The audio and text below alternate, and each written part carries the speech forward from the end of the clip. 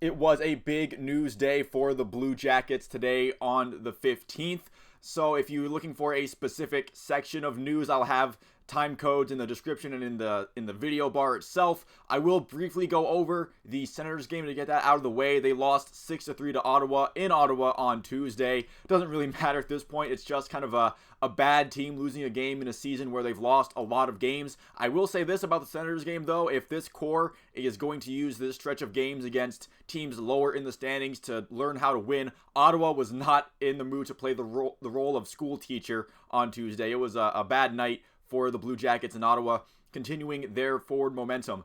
Every goaltender that was dressed in that game was a Blue Jackets draft pick at one point, with Tarasov and Elvis for Columbus, and then Forsberg and Korpisalo were both drafted originally by the Blue Jackets. But with that out of the way, today the biggest news hitting the Blue Jackets organization: Jarmo Kekalainen was relieved of his duties as general manager, with JD assuming his responsibility while they look for a replacement. The timing of this move both simultaneously does and doesn't make sense, where obviously if you were going to fire Jarmo, you would want to do that before the trade deadline, for a couple of reasons. One, because deadline moves can definitely affect the future of an organization, and you don't want a desperate GM that will be willing to try anything to save his job, potentially hamstringing the future of your organization by trying to save their job, which you could argue that Jarmo Kekalainen already started to do this offseason. And then another reason, just from an organizational standpoint, it is a little bit unfair to have had Jarmo run through this trade deadline if he didn't know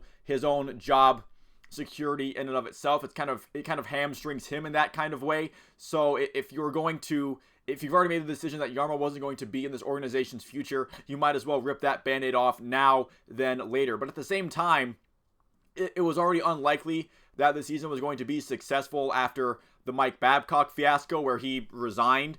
So at this point, it was kind of a bit of it's a bit of a sense that this move came a little bit later than it should have, where it feels like maybe Jarmo Kekalainen and perhaps John Davidson as well should have been shown the door once Mike Babcock didn't work out, where that's really where the season kind of went off the rails before hockey was even played in Columbus. This was a situation where, Jarmo pretty much bet his future on some desperate moves, and those moves didn't really pan out. I already mentioned Mike Babcock. I feel like that is a hiring that you make when your back is against the wall, and both the Provorov and Severson deals this offseason really have came with underwhelming returns. Neither has necessarily been, like the worst thing on ice, but it's not like they've been leading a new and improved defensive core. The D core is still pretty bad this season. Again, he being gung-ho about Mike Babcock, he didn't even make it to training camp, and that's what led to the hiring of Pascal Vincent, who is definitely going through some growing pains at the head coaching position. I'm not saying that he'll never be a good head coach, but we're certainly seeing that Pascal Vincent is inexperienced at this role. And the bad defensive core that Jarmo has built at the NHL level has also led to things like David Jiricek having to play in Cleveland, where you have guys like they're trying to showcase Adam Boqvist and Andrew Peeke and Jake Bean, guys that they want to perhaps get a team to move on, but those they're unable to be traded. I don't think they want to trade Eric Goodbranson, but I think even if they wanted to, they really wouldn't be able to because of his contract, and just his play isn't necessarily up to that contract. I do feel like it has been a lot better this year than it was last year, but still maybe not the kind of guy you want to give a 4-year, $4 million contract per year signing towards. And then also the Damon Severson signing does take up a spot on that right side of the defense where Jiricek would be. And again, Jiricek getting big minutes in Cleveland, not the biggest deal in the world at this point of his career, but Jiricek has been kind of jerked around throughout the organization, where he gets called up to the NHL. Jarmo tells him to get a place in Columbus, and then a little while later, he's sent back down to the AHL because, again, they can't really move any of their defensemen, and it becomes a thing where Jiricek wasn't going to be getting the proper amount of minutes at the NHL level, so you have to send him to the AHL to get big minutes, which in theory, yes, that is the good move, where if he can't get a ton of minutes, or if you're not going to dress him at all in these games, then yes, I'd rather him be playing hockey in the AHL than getting healthy scratching in the press box at the NHL level. But it does seem like fairly bad asset management, where an NHL piece on this team, it's not like David Jiricek was the worst defenseman on the team or anything. He was definitely a top 4 defenseman on this roster. But since they want to showcase some guys they'd rather move around, and because you have some contracts that you definitely want to justify, David Jiricek getting the short end of the stick at the NHL level, meaning he needs to spend more time in Cleveland. And then the goaltending situation, that is scary right now as well, with Elvis Merzlikins and his contract still looking pretty bad. Right now, I have no idea what to think of Daniil Tarasov and his future, where, yeah, he's had some good games and shown some flashes, but he's also had some pretty bad games. He had some stinkers where it feels like maybe this isn't necessarily what you'd like to see from the goaltender of the future, or maybe it's unfair to judge any goaltender in this situation with the defensive, the defense still being kind of a hot mess. Steve McCarthy, the defensive coach, hasn't really had year-to-year improvement of his defensive units.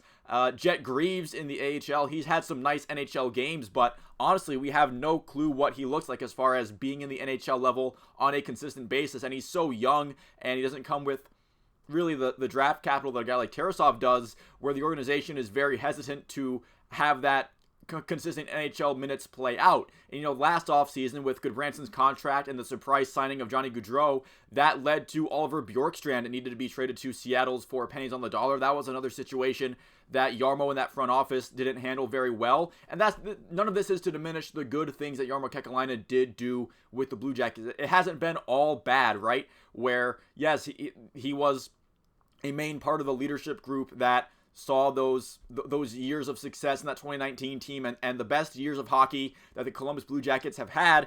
But, that's not nearly good enough in terms of the scope of the NHL. The Blue Jackets have been a pretty inept franchise from the get-go. So in order to see any sort of sustained stretch of good, solid play leading to playoff berths, that was unprecedented for the time, and that certainly has helped perhaps raise the standard to where it probably always should have been for this team. But, pro sports is a what have you done for me lately business, and it's not like what he did before was all that groundbreaking. It was one regular playoff win series. It was definitely a shocking playoff win, but one playoff series win. You had that one qualifying win against Toronto in the bubble. That was good it was funny. It was definitely really funny, and definitely you'd rather see them win that series than lose that series. But they didn't actually win a proper playoff series besides that one in 2019 against Tampa. And then Tampa Bay, they made up for it the following year and they won 2 cups, and they're definitely a perennial contender as of now. But just lately, just too many unforced errors, not really been able to form a team that improves year to year despite the additions of talent that Jarmo tried to make this offseason. And again, he definitely has a good eye for talent. He's built up one of the better prospect pools in the league, and that's definitely commendable to do that at the NHL level, especially with some of the hamstrung lottery luck that the Blue Jackets are infamous for getting, including dropping down to 3rd last year and still somehow managing to land Adam Fantilli. That will always be a high point, at least in my opinion, but that pick was kind of a no-brainer. But really, after the Babcock disaster, the only thing that would have saved Jarmo's job at this point was a miracle playoff berth, which wasn't going to happen in any way, shape, or form. And quite honestly, I don't think John Davidson is in the clear either, even though he is the interim GM, the current president of hockey ops. I do think his contract is a year longer than what Jarmo Kekalainen's was, but I think at this point they just want someone with experience to be around while they look for the actual general manager. And JD has been around for most of this turmoil as well. At this point, I just hope ownership is going to be at least willing to move on from just about anybody in this leadership group, in this front office, including John Davidson, including even Pascal Vincent, which again, I think that Pascal Vincent could eventually become a better head coach than he is right now. I do feel like some of the things he did early on in the season were very encouraging. Some of the things he said about accountability and actually following through on some of those words. But right now, it's just not getting the job done, and it wouldn't necessarily make me sad to see Pascal Vincent perhaps hone his skills at a different point than what the Blue Jackets are trying to do. Although, again, with a new general manager and perhaps a whole new front office philosophy in general, who knows what they would want out of a head coach. Maybe they'll be okay with sticking with Pascal Vincent. Again, JD said that their search for a GM is starting from outside of the organization, which I definitely like the sound of. Just myself as a fan, I'm not really going to be able to trust an internal hire before any sort of results come after it. If they just settle on somebody like Rick Nash or somebody who's been in the building for a few years now, I'm definitely going to look at it with a bit of a skeptical eye. But the Blue Jackets, they did receive some good news today as well. I mean, you can say that the fire of Jarmo Kekalainen is good news, but definitely for all the wrong reasons. The Blue Jackets are going to be playing their first ever outdoor game. They are reported to be hosting